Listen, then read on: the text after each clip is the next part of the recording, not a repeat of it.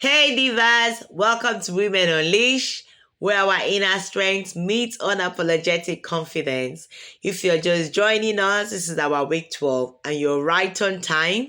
You've not missed anything. You can just go back and watch all our videos where you can learn because it's a self-discovery group where we are learning, to dig deep into ourselves, so we can go back and impact our world.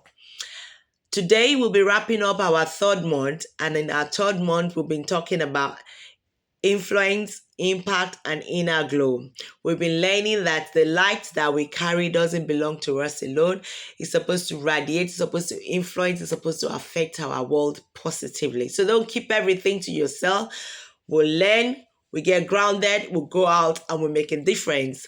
So this week, our week 12, our topic will be the glow of gratitude and giving back. The glow of gratitude and giving back. What is gratitude and why does it matter? Gratitude is not just saying thank you or not being happy when things are going our way or when we have our prayers answered or when we get, that good job, we get what we're looking for. Gratitude should be our lifestyle. It should be a mindset. It should be our way of life, because the women we are becoming, remember, we always say the women we are becoming. We are not there yet. We've got 5-year plans, 10-year plans, 2-year plans, and sometimes it might take us longer to actually get to the end point. So we need to be grateful. We need to be thankful for every aspect of that journey. Yeah, and that is why we're having, a mental shift because we need to be grateful for every aspect of our journey. A gracious woman will a woman that is not grateful will see a half glass of water and she's going to complain. Oh, why is this water? I'm so thirsty. Why do I have a glass of water? Why is it too cold? Why is it not cold? Why is it hot? Why is it tap? Why is it lukewarm? Why is this? And she's just going to moan and moan and moan. She's not actually going to even see that there's actually really water there to quench her thirst. But look at a gracious, grateful woman, a woman full of gratitude. She's going to look at that same glass of water and she'll be thankful that there's something to be able to quench her thirst at that point that she's dying of thirst. And she'll be grateful that this water is going to fill me up. Whereas somebody there is lamenting, being stressed, the more you scream, the more you get angry, the more thirsty you're going to be. But whereas the other party is grateful that she has this little water to quench her thirst. I see what I'm trying to explain. So it's the way we see life. We need to be able to begin to change our perspective and begin to see life, not expecting that, everything is just going to happen like magic, because the truth is life will always throw challenges at us at every aspect of our life. Every step of our life is going to throw challenges at us. How are we going to manage? How are we going to cope? And one thing that is going to carry us through is being grateful. That grateful heart is going to help us through our journey. If you look at the world today, so many things are happening. Many people did not plan that they would just be displaced. They have their properties, they have their job, they have their education. But you will sit there and you will talk to people that have been displaced from their country because of war or natural disaster, and they are grateful for life. Whereas we have it all up, we have it all figured out. We are complaining that no, I didn't get that contract I went to look for. Instead of getting 20 billion contract, they gave me 10 billion. Whereas somebody is grateful for life, that despite the fact I lost my home, I lost all that I have, I am grateful because I came out with my children and my family in one piece. Look at that. That is the heart's a grateful heart. And people like that, they go far in life. People like that, they attract more people to them because they have a good energy. They are always positive. They always see the other side of things. They never see the negative part of life. They're always positive. Beginning of this year, I bought a journal for my children, and it's like a Thanksgiving journal. So every night, so as far as they can during the holidays, they do it as much as they want. But each day, you're supposed to write something that you're grateful for, and then something you didn't do well, and then something that you hope to achieve the following day. And when the first of us started this journal, they're always writing the same thing. Thank you for my family, thank you for my brothers, thank you for food, thank you for this. But over time, because every time we have Bible studies, I always ask, okay, can you tell me something you're grateful for today? And over time, their perspective have changed. My eldest came home, he did he's in his 10th grade, and he did a very difficult assignment, and apparently is one of those GCSE questions because they're prepping them, and he had 50%, and he was so excited and he was grateful, and I was surprised, and he said, you know what, I'm grateful that, I'm so happy that, I was able to pass, even get 50%, meaning that if I was to do my GCSE now, I will actually pass, this course. And now I know that why I didn't get the full mark was because I didn't explain fully, when I was giving my examples, so I know what to do next time. And I was really touched and I was really impressed because you did not just go back to say, oh my goodness, I spent all hours, sleepless night doing this and I just got average. He was still thankful that he had a good mark. It might be an average mark, but now because he was thankful, he was able to see that, no, this is where I've made mistake and this is how I can improve on it. And that really meant a lot to me. Also, another example, my 4-year-old, he has this friend we've not been seeing. And when we were praying, I said, what are you grateful for? And he said, I'm grateful that I was able to walk home with my friend so-and-so today because I've not seen him the whole week. And that was on a Friday. And to somebody else, that is not, what's the big deal? But that is a big deal for him. That is not, and that's to show that his perspective is beginning to change. It's not just being grateful for the food you have or the food you don't have or the family you don't have, but those little things, they matters.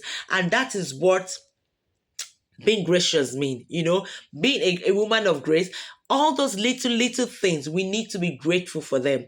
Scientists have also proven, Amos in 2021 and Wood in 2016, they did a research and they found that people that are full of gratitude, they are less they have less mental stress, they sleep better, and they have less physical problem. And look at it, that will be true because the time you spend to worry about what you don't have power on gives you more headache. The time you spend worry about what you don't have, what you cannot do, what you have not achieved, you just drain yourself mentally. But when you're just grateful for that which you have, for what you have been able to achieve for that day, and not what you were not being able. You wanted to achieve 10 things, you achieved 4. Yes, it might not be a big win, but you're grateful that you were even. What about if you're not able to achieve 1? Will you jump into the lagoon? No. So out of 10, you're able to achieve 4 or 5. That is something to be grateful for because tomorrow is another day. And you know what, sweetheart? You're going to do better because you know where you went wrong. And now you need to fasten your time next time, so that you can achieve better. So then the next thing will be the power of giving back. So when we have learned to be grateful, when we are grateful, we are full. We are positive, we are full, we attract people. Our life is like magnets. We attract more people to ourselves. But you know what? We are now able to give back to people because we have learned what it means to be grateful, to be appreciative of our personal state. A simple smile that you give to somebody lightens the person's life up. A listening ear that you give somebody, makes the person's day. A simple hello, sweetheart, how are you? How has been your day? Or how was your week? It just makes somebody else's day. That is you giving back. The little time you have, the 1 hour you go to volunteer in a charity, it goes a long way because what you alone will be able to sort out with them, washing the things or packing away, they all cannot do it. That is you filling up, a space within an hour. That goes a long way for that charity. So giving back doesn't always have to be giving money. It's your time, it's your smile, it's your listening ear, it's and then sometimes money. But remember that you cannot give from depletion. You have to give from your overflow. So the more you feel yourself, the more you learn to be grateful, the more you go to learn more, the more you equip yourself, the more you ground yourself, the more you're able to give back to other people, the more your light is able to radiate. The Bible says, let your light so shine that men will give praise to your Father in heaven. That's what happens when you're grateful with little things. When you're able to radiate that light, people come to you and you're able to give back to people. You're able to support people. You're able to encourage people. You're able to give listening ear, and you're able to transform your world. So this week we have 3 challenges we are going to do. First is to create a gratitude practice. It's going to be like a ritual. Some of us have been doing it. Some of us might not have been doing it. But start today.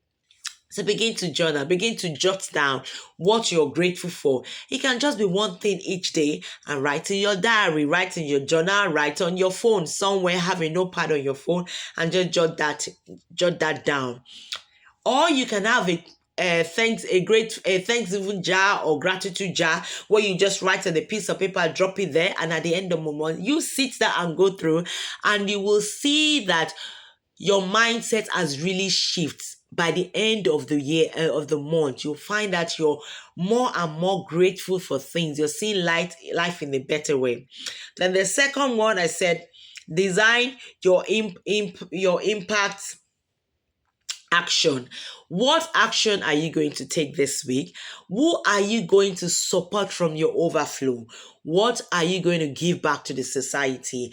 How are you going to glow this week? Are you going to call that friend that is, she's been off sick for a long time at work, to just say, hello, sweetheart, how are you doing? I'm just checking on you to be sure that you're okay. That goes a long way, because perhaps nobody in the whole department have texted the person.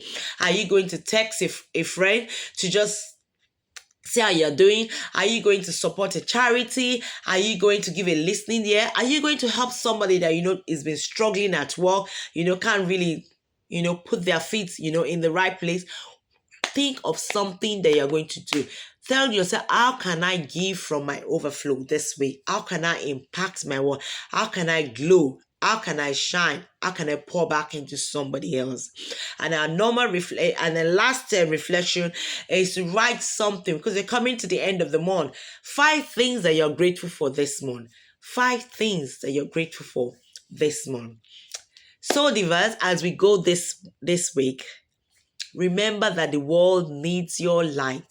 You need to continue to glow, because you're the light somebody else is waiting for to make their day. So don't dim your light. Don't draw back. Don't be quiet. Be bold. Go and unleash your world. Till I see you next time. Love you.